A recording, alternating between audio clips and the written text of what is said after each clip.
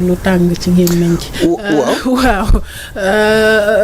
d'abord même bu dul dara sax le choix bi ñu porté ci Bassirou Diomaye Diakhar Faye ak it Faure Gnassingbé parce que bu Diomaye bi ñu bëri accepté nañ ko mais bu Faure Gnassingbé ak ce qui se passe dans son pays am na ñuy posé wu question bi waaw xam nga pour le choix de Diomaye moom yaakaar naa ni c'est très simple nañ ko mën a comprendre tout simplement parce qu'il a été bien élu il a été démocratiquement élu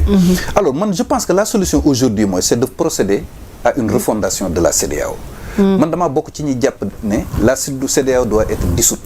Ah bon? Oui, pour man organisation boobu dañ ko tas parce que la vérité qu'il faut oser dire mooy non seulement les peuples africains ne se retrouvent plus dans la CEDEAO actuelle mais aussi CEDEAO amatul yenn légitimité yi nga xamante ne war na ko mën a permettre muy continuer dox donc man pour man dañoo war a dissoudre CEDEAO dañoo war a dissoudre toutes ces instances là xool naka la ñuy mettre en place une structure boo xamante ne sous-régionale boo xamante ne ñëpp dinañ ci gis seen bopp pour man foofu la ñu war a jëm parce que parfois CEDEAO da ngay gis vraiment yenn doxalin noonu yoo xamante ne mënoo ko comprendre CEDEAO mooy fekk dëkk bu am coup d'état muy demander la restauration dans ses fonctions président boobu nga xamante ne dañ ko coup d'état loolu lan la mën a jur ci biir réew président bu ñu coup d'état yow ngay demande à ce que nañ ko réinstaller dans ses fonctions kooku bu ñëwee war a opérer une purge dans les armées war a nekk fii def règlement de compte et tout ça c'est pas la solution dëkk bu am coup d'état ba pare ngay demander que à ce que ñu réinstaller waat le président déchu dans ses fonctions mais c'est incompréhensible donc puisque maintenant les peuples africains ne se retrouvent plus en tout cas au niveau sous-régional ci li nga xam moom mooy CEDEAO pour man dañ ko war a dissoudre teg sur place bu ñu j'en suis sûr que bu ñu waxtaanee entre ces deux ensembles là muy ay yees ak muy ñeneen ak ñeneen dinañu nangu retrouver wu ci ensemble boo xam ne ñëpp dañ ciy gis seen bopp ci ensemble boo xam ne du fi nekkal rek pour les intérêts occidentaux ak yooyu noonu mais day nekk ensemble boo xamante ne vraiment les réalités africaines dañ koy jël en compte mais aussi li nga xamante ne moom mooy les peuples africains dañuy jël en compte bu baax a baax seeni préoccupations seeni doléances ak tamit également ni nga xamante ne noonu la ñu bëggee pour que yëf yi doxee pour que yëf yi dox puisque la CEDEAO n'a plus de légitimité bokkoo ak gis-gis Pape Moussa yow da nga jàpp ne CEDEAO si boppam la ñu war a dissoudre pour man dañ ko war a tas carrément parce que les peuples africains ne s'y retrouvent plus et que amatul yenn légitimité yi aux yeux des kii donc amatul sens ba y a certains pays qui menacent am na ñu ci génn ba pare ñuy menacer ni dañ ciy génn et cetera il y a trop de problèmes parce que les vrais problèmes africains CEDEAO doo leen ci dégg mais on se rappelle ici en 2012 quand le débat faisait rage autour de la troisième candidature du président Wade est-ce que dégg nga leen ci te pourtant cette même année-là convoqué woon nañ une conférence de presse ici à Dakar mais quand on les a interpellés sur cette question-là dañ ci laver les mains ba mu set wecc donc finalement on se demande CEDEAO lan lay jëriñ te problème yi nga fi gis yëpp am na ci responsabilité donc man pour man dañ ko war a dissoudre tegaat sur place beneen ensemble sous-régional boo xamante ne les peuples africains en tout cas au niveau sous-régional dinañ ci gis seen bopp bu baax a baax loolu moom nekk na loo xamante ne vraiment war nañu marcher vers loolu Pape Moussa keroog sax ñu ngi ci doon wax mooy 100 jours Bassirou Diomaye Diakhar Faye ñoom ñu bokk ci liñ ko gën a bëgg a acté mooy dajeek taskatu xibaar yi nit ki samedi lan mooy say attente ci yi nga xam ne ni mooy question de l'heure waaw foog ñu xam ne le président Diomaye c'est le président bi nga xamante ne bi Sénégal amee indépendance ba tey c'est le président le mieux élu 54 au premier tour sans recours sans contestation kenn mësu ko am président Macky Sall ba muy dem deuxième tour la jàll bi mu jàllee 2019 aussi il y avait contestation président Wade deuxième tour la jàllee bi mu jàllee en 2007 il y avait contestation pour la première fois nit jàll premier tour sans recours sans contestation donc la légitimité du président Diomaye est intacte première fois aussi mu war a jàkkaarloo ci interview demul ci benn presse étrangère presse sénégalaise la jox primeur boobu et c'est le lieu aussi de vraiment rendre hommage à la presse sénégalaise par rapport ak lii xew fii nii de 2021 jusqu'à nos jours vraiment taxawaay boo xamante ne alternance yi ci am yëpp presse sénégalaise joué na ci rôle en 2000 Sud ak Walf foog naa ne foofu la seen taxawaay sax gënee fës ci àdduna bi et puis bon c'est l'occasion aussi de souhaiter à Sud 30 ans d'anniversaire yàlla nañ ko fêter ay siècle parce que am nañu mag de waaw mais organe la boo xamante ne ci légitimité am ci constance am surtout la radio vraiment ak de grands noms yoo xamante ne jaar nañ fa donc ña koy sos ba ñi fa nekk tey ñëpp ñi fa mën a jaar voilà donc mes hommages kon di leen ziar bu baax donc la presse sénégalaise xaalis sekk nga waaw mais jaar naa sud jaar naa RTS Diourbel waaw Retesa bëri na bourlingué partout quoi waaw am naa jaar de ak FM kon tu as roulé ta bosse partout. Bon, apparemment avant de déposer tes baluchons à Walf. Ah non déedéet bu déposer. papa expression 10 na de. 10 na trop papa day 10 Aïcha. donc cette presse là mérite vraiment des honneurs. ak li fi xew fii nii surtout la presse en ligne li fi xew de 2021 à nos jours. La presse en ligne a été présente mais d'une présence très efficace. Alors donc tey jii nii président Diomaye war a mën a accorder première interview am jox ko la presse sénégalaise. gis naa ñu siisu nag mais matu ko aussi. Tu as vu le gros titre de la Tribune que Diomaye wax ak sa presse. ban kër mooy siisu. non Tribune moo titré loolu. Tribune moo titré que ni Diomaye day wax ak sa presse. Choisis sa presse. Ouais. Choisis sa presse. Vous vous rendez compte? Or toute la presse ne peut pas venir quand même. Il faut te mécanisme la boo xamante ne rotation la ñoom ñëpp de ku nekk sa wàll dina ñëw. Rotation la. tey ñii ñoo ñëw suba parce que cette communication là day doon lu périodique. waaw donc ku nekk di nga ñëw te presse bi yëpp mënuñ leen woo. non bien sûr. voilà bu ñu woowee kii tamit xanaa yenn grand kii rek xanaa. waaw non c'est-à-dire ñëpp mënuñoo ñëw donc kon foog mu am ñu ñëw foog mu am ñu ñëwul. ñeneen dinañ ñëw après et cetera mais là en tout cas l'exercice vraiment c'est une rupture. te it c'est le président de la République. Après 100 jours les commentaires vont dans tous les sens c'est normal nag ñi nga xamante ne tey jii nii ñoo war a jàkkaarloo ak moom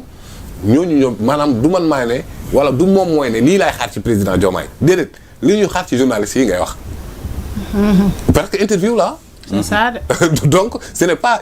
un message à la nation. Ce n'est pas une communication du président. bu boobaa mënoon nañ ni ñun lii la ñuy xaar ci mu wax ko. mu wax ci lii mu wax ci lii mu wax ci lii. mais li muy wax ça dépend des journalistes. donc kon journalistes yi la ñuy laaj lan la ñuy xaar ci ñoom. lan laay xaar ci Pierre Edouard lan laay xaar ci Ndeye Aram Touré lan laay xaar ci Souleymane Niang et cetera te dëgg-dëgg presse bi ni mu joué rôle am ci ascension wu président Diomaye. ci rôle boobu la war a taxaw challenger ko carrément. sur les questions yi nga xamante ne tey jii nii des Sénégalais ñu ngi ciy am ay points d'interrogation sans complaisance question yooyu nag. en toute profession avec le professionnalisme nécessaire. Surtout. Poser ko toutes les questions apporter ko relance. Contradiction s'il faut. waaw. mbaa dina am. mais bien sûr pourquoi pas parce que ce sont des journalistes formés à bonne école apparemment. donc kon jàpp naa ñoom. dinañ am na yoo xamante ne Sénégalais yi mi ngi seen xel ñu koy laaj. danañ leen ko laajal danañ def un débat vraiment productif pour ñëpp mais en tout cas la balle est dans le camp des journalistes. D'accord. Pape Ndiaye. waaw gisoon nañ fi nguuru benn gouvernement face à la presse donte nag après gis nañ ne doonul lu continuer bi yoon nag gis nañ initiative bu bees lañ ko mën a jàppee muy le président Bassirou Diomaye Diakhar Faye fas yéene dajeek yenn ci ay taskatu xibaar ngir wax ci li nga xam ne ni mooy téeméeri bés yu njëkk yi. waaw man le choix porté sur certains organes de presse wala boog certaines entreprises de presse ne me pose aucun problème d'autant plus que nous sommes dans le cadre de la communication. Il faut que les gens sachent faire le distinguo entre l'information et la communication. Nous sommes dans le cadre de la communication. Voilà léegi nag bu dee lu jëm ci wàllum communication nag yow yaay xool sa canaux yi nga xamante ne ci ngay jaarale yëf yi d'autant plus que d'après li Pape Sow wax léegi nii que c'est par séquence la dañoo tànn organe de presse yi pour rencontre bi beneen rencontre dinañu jëlaat yeneen rencontre bon bu fekkente ni ça dans ce cadre là il y a pas de péril en la demeure d'autant plus que ce sera retransmis en direct dans les télévisions donc ñëpp dinañ ci mën a am accès mais le fait que ñu choisir porter ay choix ci yenn médias yi vraiment ça ne pose aucun problème nous sommes dans le cadre de la communication te kenn ku ci nekk booy dérouler sa communication am nga droit par exemple tey boo doon organiser meeting ni man je préfère Walf TV defal ma ko direct wala beneen télé jëlal ma ko defal ma ko direct kenn ku nekk am nga ci droit voilà donc loolu moo tax man essentiel mooy les journalistes yi nga xamante ne dinañ fa dem ñoom dinañu poser les vraies questions yi nga xamante ne ñoom moom la askan wi di xaar donc loolu nekk na loo xamante ne vraiment jarul coow quoi je pense que y a des choses beaucoup plus sérieuses yoo xamante ne tey ci la ñu war a attentionner ci la ñu war a orienter le débat plutôt que di casse par rapport ak parce que tel et tel organe la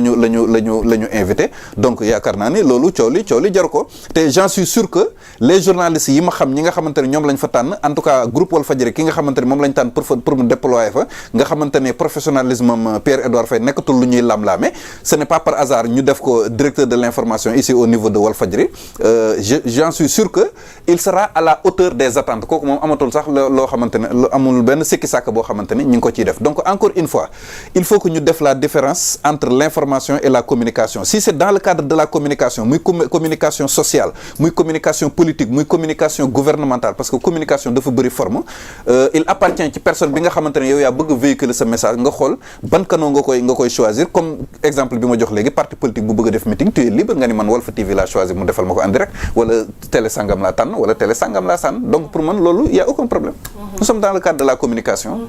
Baron da ngay toog ma lay gis ndax daa am lu ma lay communiquer ak yow boo demee du ma la gis am na yoo xamante ne pour man presse bu koy comporté woo en fait après sax même bu rotation bi war a yegg si ci yow dañ naan non mais attends est-ce que télé dafa war a dugg pale nañ ba waaye c'est-à-dire mais ñoom tamit nañ bàyyi li ñuy def c'est-à-dire Diomaye choisit sa presse c'est quoi c'est-à-dire loolu maanaam saaga say ñooñ la sax parce que si Diomaye choisit Sans Limites choisit Walf choisit la RTS groupe GFM mais comment une presse sérieuse peut taxer ñooñu de presse de Diomaye kon kooku moom moo njëkk a joxar bi ay ñooñam GFM est une presse de Diomaye Walf est une presse de Diomaye Sans Limites non quand même soyons sérieux alors donc kooku moom ci boppam en tant qu'organe de presse respecté wul ses pairs léegi naka la bëggee après sénégalais yi delloo ko respect boobu noonu léegi boo ñëwee wax ne Diomaye choisit sa presse ñu ne la waa léegi dof du dugg pale loo ci mën dara mais sérieusement quoi non il faut qu'on apprenne à se respecter nañu respecté wante joxante cër ñoom nañu jox cër seeni nawle pour ñeneen ñëpp mën la joxaale cër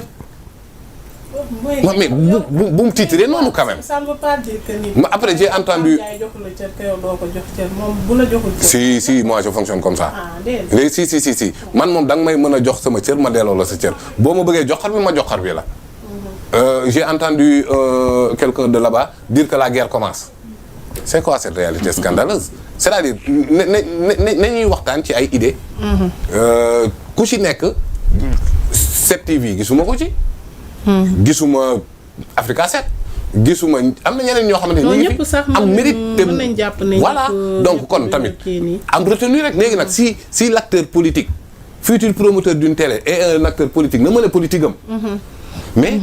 qu'une non pas Moussa c'est que yow tu as réglé le problème d'autant plus que nee nga rotation la bii nii dañoo jël organes yi beneen échéance bu amatee peut-être pourquoi pas fin d'année ñu dem jëlaat yenn organes donc le problème